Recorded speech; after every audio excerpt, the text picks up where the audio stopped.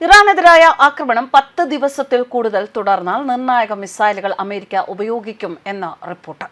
ഇറാനിൽ US president Donald Trump നടത്തുന്ന വിപുലമായ സൈനിക നീക്കത്തിൽ വാഷിംഗ്ടണിന്റെ കുറഞ്ഞുവരുന്ന ആയുധശേഖരം വീണ്ടും നിറയ്ക്കുന്നതിനുള്ള ഉയർന്ന ചിലവ് ഉൾപ്പെടെയുള്ള അപകട സാധ്യതകൾ ഉണ്ടാകും എന്നാണ് പെന്റഗണിന്റെ മുന്നറിയിപ്പ്.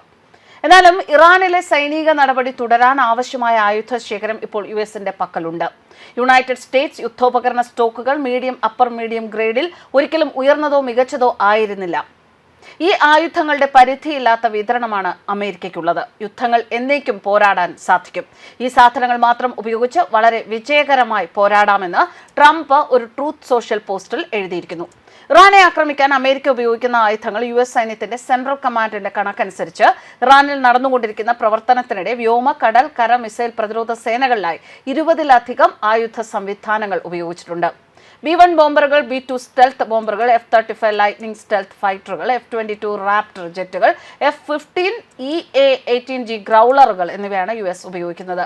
Law cost unmanned compact attack system, one way ഡ്രോണുകൾ, MQ-9 റീപ്പർ ഡ്രോണുകൾ, M142 high mobility artillery rocket systems, Tomahawk cruise മിസൈലുകൾ എന്നിവ ഉൾപ്പെടെ ഡ്രോണുകളും ദീർഘദൂര സ്ട്രൈക്ക് സിസ്റ്റങ്ങളും അവർ ഉപയോഗിക്കുന്നുണ്ട്. ഇറാനെതിരായ ആക്രമണം ആരംഭിച്ചപ്പോൾ 2 US വിമാനവാഹിനി കപ്പലുകളായ USS അബ്രഹാം ലിങ്കണും USS ജെറാൾഡ് ആർ ഫോർഡും മിഡിൽ ഈസ്റ്റിലായിരുന്നു. അമേരിക്കയ്ക്ക് ഏതൊക്കെ ആയുധങ്ങൾ തീർന്നുപോകും? ഇസ്രയേൽ, യുക്രൈൻ തുടങ്ങിയ സഖ്യകക്ഷികൾക്ക് തുടർച്ചയായ സൈനിക പിന്തുണ നൽകുന്നതിലൂടെ അമേരിക്കയുടെ ആയുധങ്ങളുടെയും വെടിക്കോപ്പുകളുടെയും ശേഖരം വർദ്ധിക്കുകയാണ്. ഇറാനുമായുള്ള യുദ്ധം ഇത്തരത്തിൽ തുടർന്നാൽ കൃത്യതയുള്ളതും ഉയർന്ന നിലവാരമുള്ളതുമായ യുദ്ധോപകരണങ്ങളുടെയും THAAD സിസ്റ്റം പോലുള്ള നൂതന മിസൈൽ ഇന്റർസെപ്റ്ററുകളുടെയും കുറവായിരിക്കും ഏറ്റവും സാധ്യത.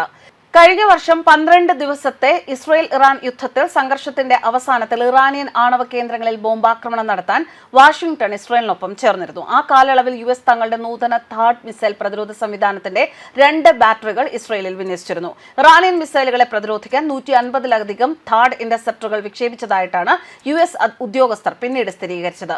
ഇത് രാജ്യത്തിന്റെ മൊത്തം ശേഖരത്തിന്റെ ഏകദേശം 25%. ഒരു THAAD ബാറ്ററിയിൽ സാധാരണ 95 സൈനികർ, 6 ട്രക്ക് മൗണ്ടഡ് ലോഞ്ചറുകൾ, 48 ഇന്റർസെപ്റ്ററുകൾ, ഒരു ലോഞ്ചറിന് 8 എന്ന കണക്കിൽ ഒരു റഡാർ സിസ്റ്റം, ഒരു ഫയർ കൺട്രോൾ കമ്മ്യൂണിക്കേഷൻസ് യൂണിറ്റ് എന്നിവ ഉൾപ്പെടുന്നുണ്ട്.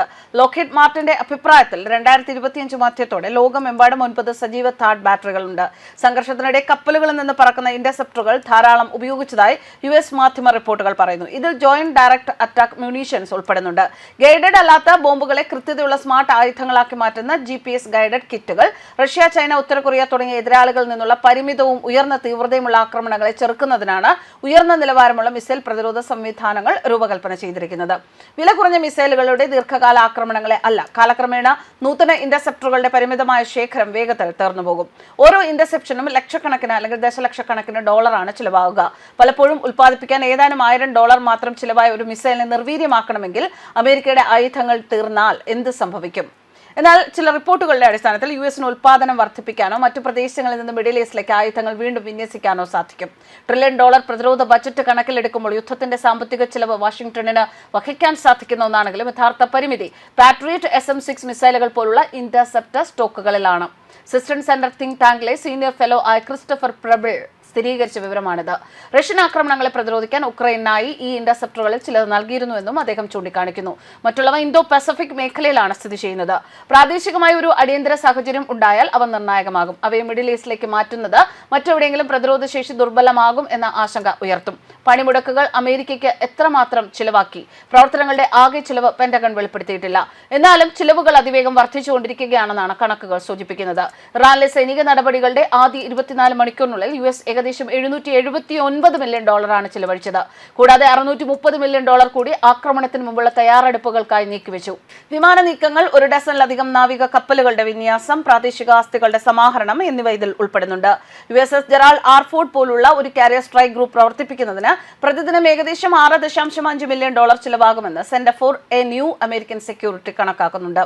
എന്തായാലും അമേരിക്കയുടെ ആവനാഴിയിലെ അമ്പുകൾ തീരുകയില്ല എന്ന് തന്നെയാണ് അവിടെ നിന്നുള്ള ഉദ്യോഗസ്ഥ വൃന്ദങ്ങൾ സൂചിപ്പിക്കുന്നത്. ഇറാനെ തകർക്കാനുള്ള ആയുധങ്ങൾ അമേരിക്കയുടെ ആവനാഴിയിൽ ഇനിയും ശേഷിച്ചിട്ടുണ്ട്. News desk കർമാനസ്.